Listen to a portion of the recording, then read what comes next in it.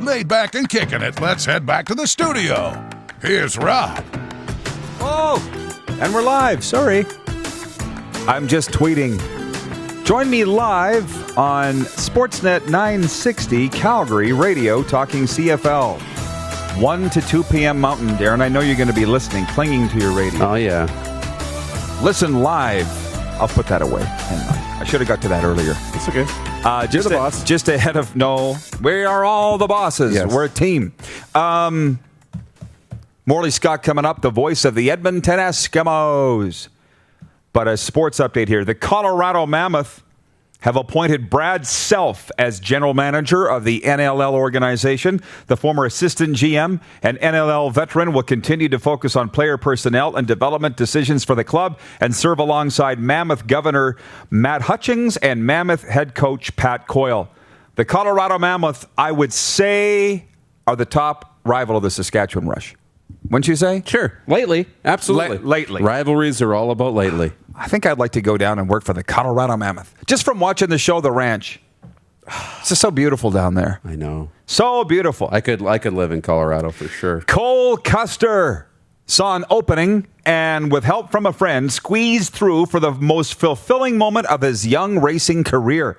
Custer became the first rookie regular to win in the NASCAR Cup Series in nearly 4 years, surging to the lead in a 4-wide final lap scramble Sunday at Kentucky Speedway. He's the first rookie to win a non-rain shortened race since Juan Pablo Montoya in 2007. It was the Quaker 400. Well, Colin Morikawa never looked like a winner at the Workday Charity Open until Sunday late when he tapped in for par on the third playoff hole, capping off a wild finish at Muirfield Village. Morikawa trailed Justin Thomas by 3 shots with 3 holes to go and managed to get into a playoff with a 6-under 66. It finally ended on hole number 10. Victor Hovland of Norway had a 71 and finished alone in third. He was in the final group of 3 young stars, all of whom had the lead at some point during the final round. The sports update for Wendell Clark's Classic Bar and Grill, corner of Idlewild and Circle Drive in Saskatoon. See you at Wendell's. And for Ben Cahoon's G2G protein bars. This is really catching on.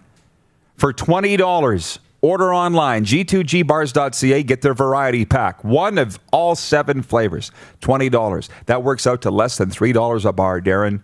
You're welcome. quick math. g2gbars.ca, not com, g2gbars.ca. $20. Get them in the mail. This is what we talk about every day here. Ben Cahoon is the Canadian rep.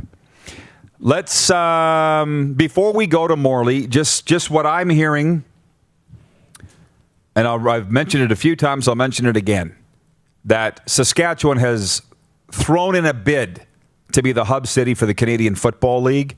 And Morley can maybe speak to this when he comes up. Edmonton now being an NHL hub, they'd be out for the CFL.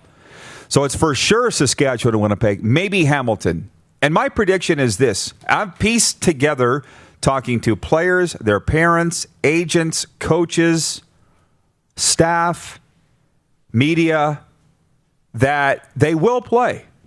I'm just not sure they will finish for a couple of reasons. You see the outbreaks with the Penguins and the Montreal Canadiens, Russell Westbrook now. These teams are going to have, in those leagues, expanded rosters. Whereas in the Western Hockey League and the CFL, I'm sorry to say, because it's smaller ball, they don't have the money to cover expanded rosters. No, I think one outbreak could take the whole thing down. Now, another thing I heard, and I'm not sure that I agree with it, but is that Ottawa, the federal government, will only fund the CFL if they play. Does that make sense to you?